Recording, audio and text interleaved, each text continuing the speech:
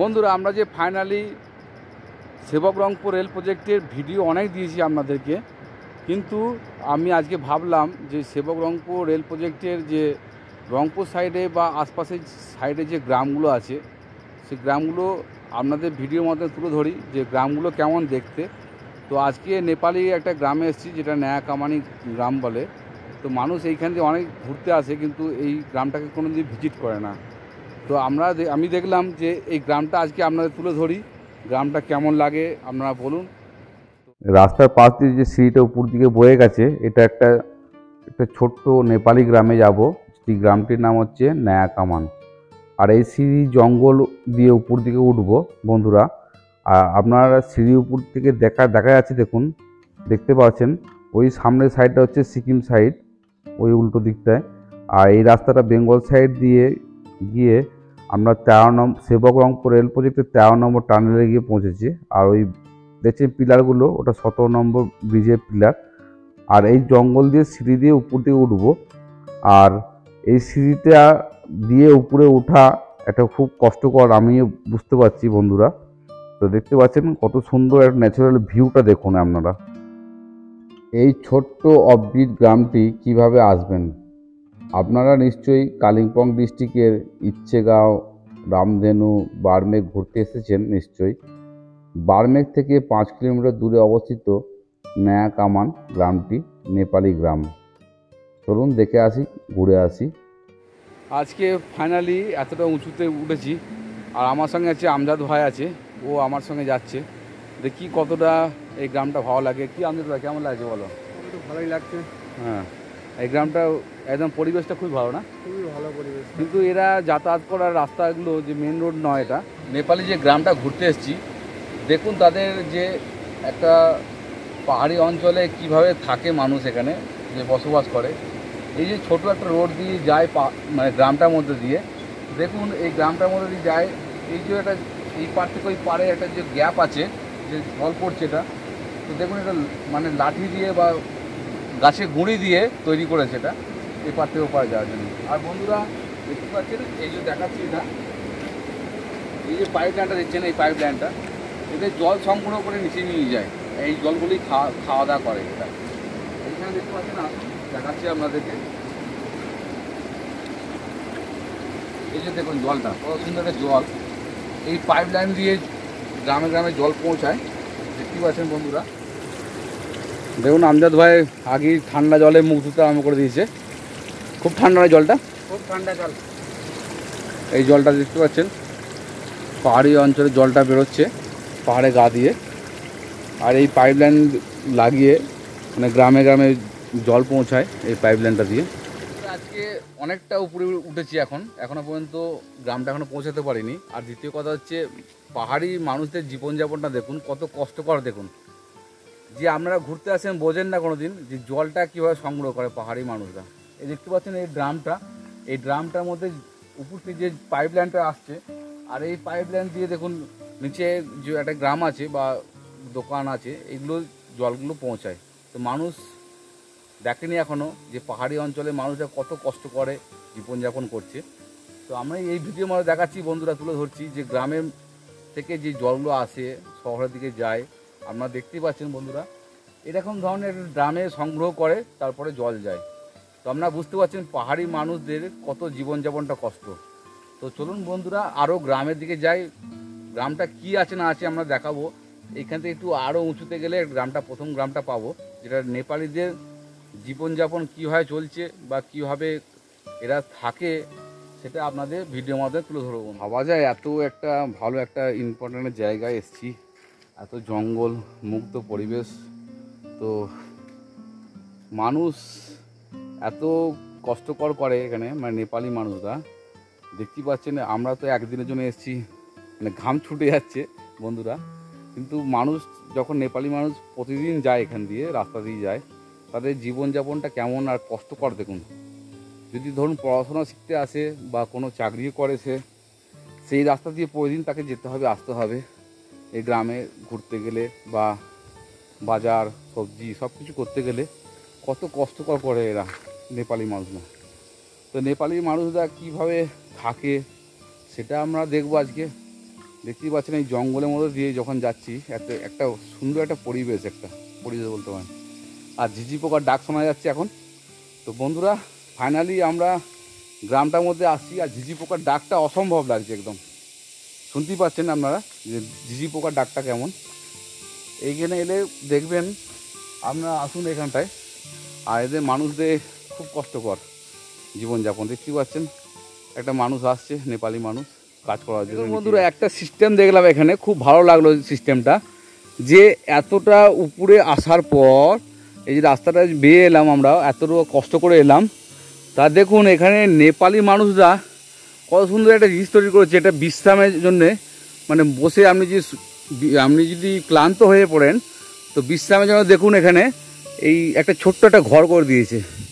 রোদ বৃষ্টি হোক বা আপনি ক্লান্ত হয়ে পড়ুন, সেই জায়গাটায় সে আপনি রেস্ট করার জন্য এইটা একটা বানিয়েছে। দেখুন অপূর্ব লাগছে, দেখুন আপনারা দেখাচ্ছি, চলুন আপনারা, অপূর্ব লাগছে সত্যি। এদের মধ্যে মানসিকতা অনেক বড়, এরকমভাবে একটা বানিয়েছে যে আপনি চাইলে এত দূর উপরে, নিচে থেকে উপরে আসছেন, এই জায়গাটা এসে রেস্ট করতে পারবেন। দেখুন আপনাদের ভালো করে দেখাচ্ছি, দেখুন বসার জায়গা আছে, অপূর্ব লাগছে দেখুন। আর দেখতে পাচ্ছেন আমরা যেখান দিয়ে এসেছি, ওই যে একটা রাস্তা বেরিয়ে আছে, ওটা হচ্ছে সিকিম সাইড, এই সাইডটা ওই ব্রিজটা আছে, ব্রিজটা পাশেই হচ্ছে সিকিমের চেকপোস্ট।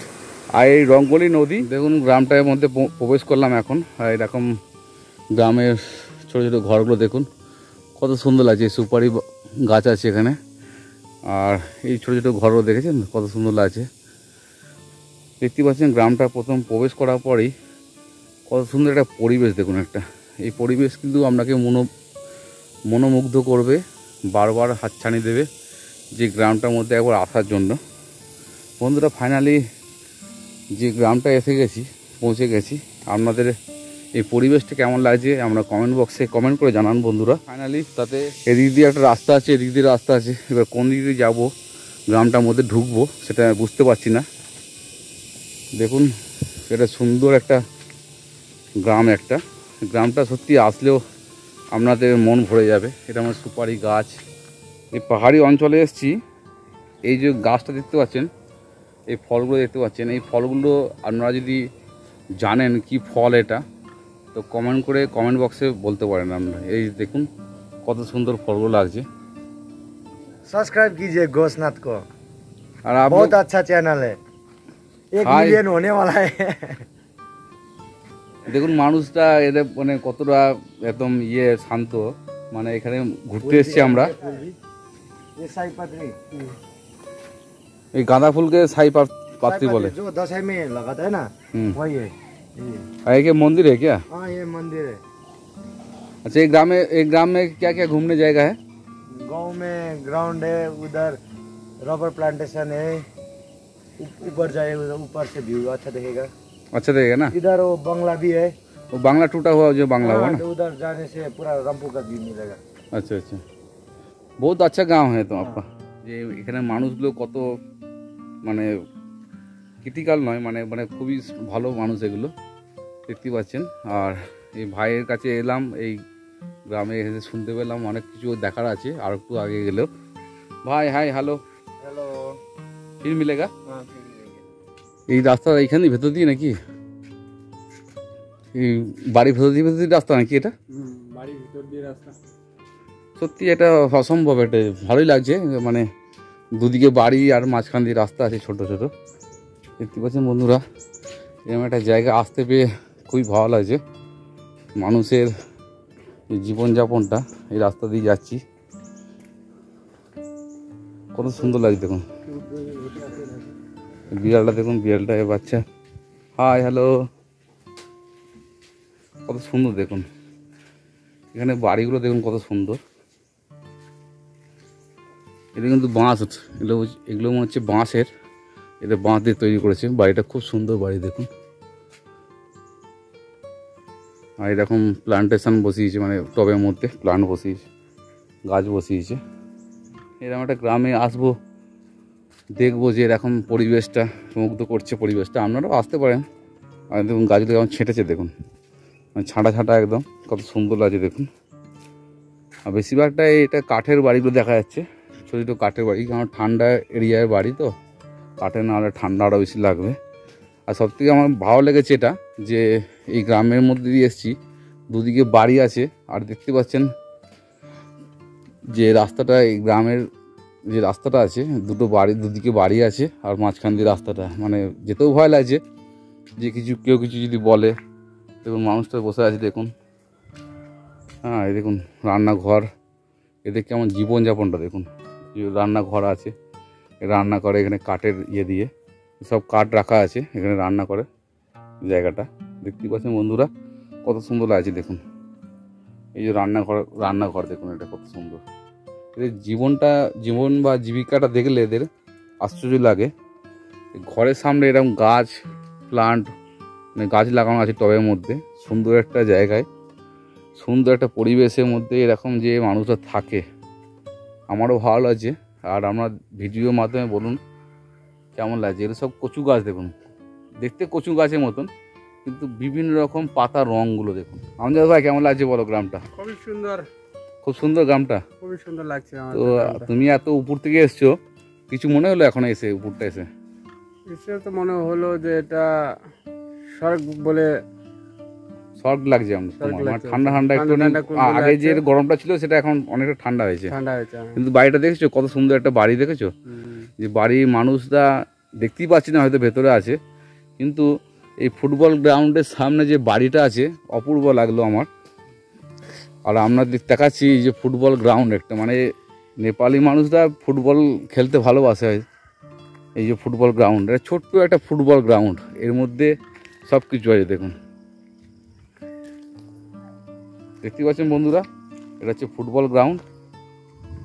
সেই ছোটোবেলার কথা মনে পড়ে যে এরকম মাঠে খেলবো বা খেলা হতো, দেখতে ভালো লাগতো। আর সুপারি বাগানগুলো এখানে পাশাপাশি আছে, সুপারি বাগান। তো দেখতে পাচ্ছেন বন্ধুরা এরকম একটা পরিবেশ, এই চারিদিকটা পরিবেশটা ঘুরিয়ে দেখায় আপনাদেরকে। এই পাহাড়ি অঞ্চলে ওই সাইডটা যেটা দেখতে পাচ্ছেন, মেঘগুলো দেখতে পাচ্ছেন, পাহাড়টা দেখতে পাচ্ছেন, ওদিকে সিকিম সাইড আর একটা বেঙ্গল সাইডে। আর আমরা এই উপর দিয়ে যাবো, এই উপরটা গিয়ে দেখবো কি আছে না আছে বন্ধুরা। আর আপনারা এরকম একটা পরিবেশ দেখতে কারো না ভালো লাগে বলুন তো? এটা সুপারি গাছ, আর এই পাশেই হচ্ছে একদম খেলার মাঠটা, ছোট্ট একটা খেলার মাঠ। আর দেখতে পাচ্ছেন এইখানে মানে পার্কিংয়ের জায়গা, এটা প্রাইমারি স্কুল এটা। তো প্রাইমারি স্কুলটা উপরে উঠে দেখবো কেমন ধরনের একটা ছোট্ট একটা প্রাইমারি স্কুল, যেটা এত সুন্দর একটা, মানে পাহাড়ি অঞ্চলে একটা ছোট্ট একটা স্কুল আছে, প্রাইমারি স্কুল। তো কী কী আছে আমি দেখাচ্ছি আপনাদের। এই দেখুন, এই স্কুলটা হচ্ছে প্রাইমারি স্কুল, দেখতে পাচ্ছেন। এটা হচ্ছে প্রাইমারি স্কুল, এই যে লেখা আছে।